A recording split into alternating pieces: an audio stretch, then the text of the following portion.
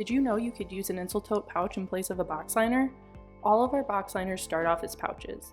We then seal the corners off to create the flat bottom of the box liner. Since there is less labor required to create the pouch, we are able to pass that savings on to you.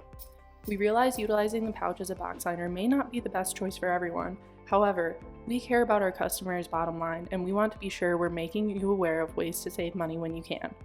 First, you're going to take the appropriate pouch for your needs. Your sales representative is able to help convert your box dimensions to find this for you. You're then going to open the pouch and pinch the two bottom corners. When you do this, you will see a flat bottom begin to form. You will then fold the corners up and slide the pouch into your box. From here, you can readjust as necessary and begin packing your item.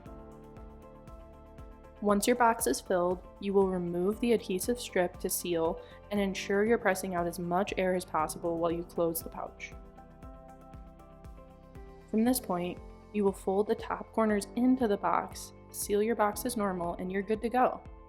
For more information on finding the right pouch size, be sure to hit the contact button on our website or reach out to a sales representative at packaging@insul.net.